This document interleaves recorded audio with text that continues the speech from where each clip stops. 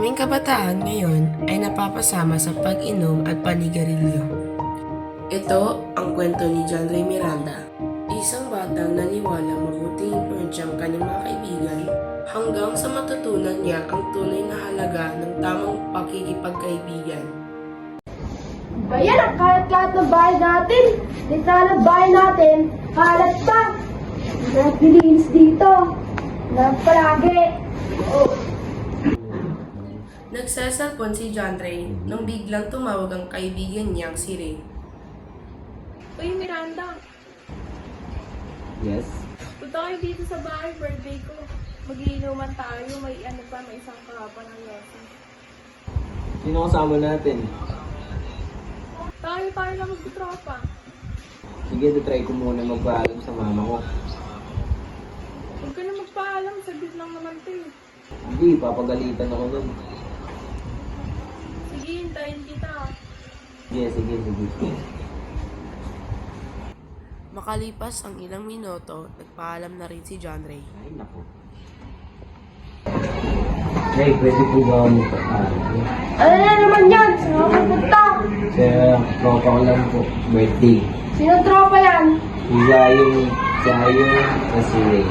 Anong gagawin niyo doon at ang oras ka umuwi? Nagiinom po nun. Mag-iinom? Hindi! Di ka pwede doon. Imbes na tulungan mo nila mag-inis. Gumawa ka ng assignment mo! Sige po. Bumalik ka doon sa kwarto mo! Nang hindi pinayagan si John Ray, minessage siya ni Rin at sinabing tumakas na lang sila.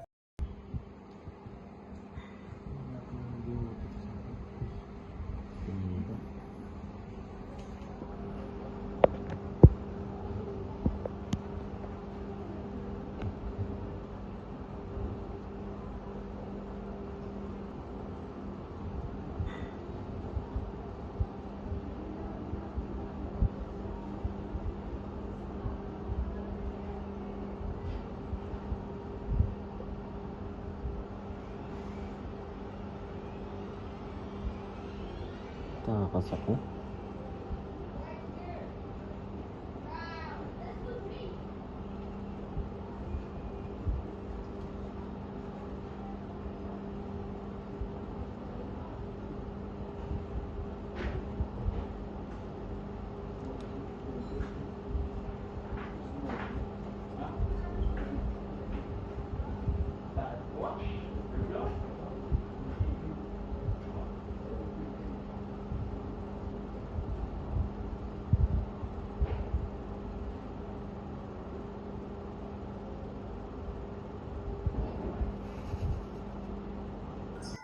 Pagdating ng alas 4 ng hapon at nakatulog ang nanay ni John Ray, saka dumating sina Zion at Ray. Ang KJ naman kasi ng mama ni John, dito sabi niyo. Oo nga eh. Tara, sunduin na natin siya habang tulog pa mama niya. Sige, tara, sunduin na natin. Nabaali na dyan, Ray, oh. Sige, dito ka na. Sige.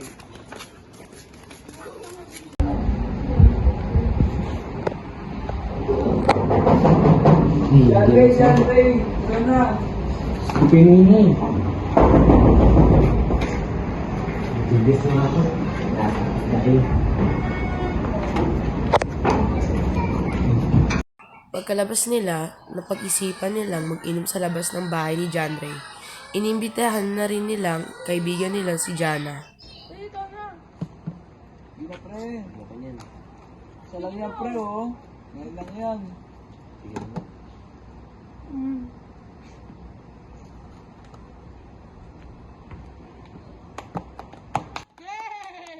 Makalipas ng ilang oras, lasing na sila. Nagising ang nanay ni John Ray at napansing wala siya sa bahay. Kaya napatingin siya sa labas nang may narinig siyang ingay. Sarap ng tulog ko. Anong oras na kaya? 11:30. Anong ingay yun? At asa na naman si Miranda? Naku, batang to. Ano na ang kapisabihan neto? Ha? Miranda! Ano ang nangyayari dito? Ha? Umupo ka dito. Ha? At tayo mag-uusap. mag-usap sa loob ng bahay natin. Ha? Magpaliwanag ka nga sa akin, anak. Bakit mo ginawa sa akin Ay! yun? Ang ingay-ingay! Ang dami nang natutulog! Ba't ba kayo mga bunganga dyan? Eh, paano ba itong kapatid mo? Nahuli kong nagkasama yung inuman yung mga kaibigan niya. Ano? Ginawa mo yun? Bata-bata mo pa! Di ka nga dito! Umayo ka nga, kausapin mo ako! Inamin na ni John Ray ang totoo sa nanay at ate niya. Nasermonan siya ng ate niya at doon niya natutunan kung gaano kasama ang maling gawain at masasamang impluensya.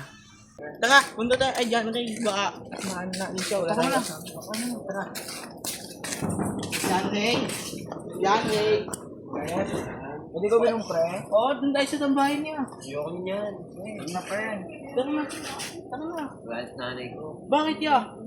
Kasi yung nakaraang ginawa natin yun, pag-alita ko. Hindi ko pati ng gusto ko Gayon. na din magbago. Gayon, Saka pre. meron ako mga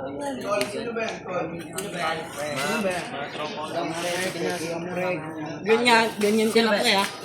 Parang pre.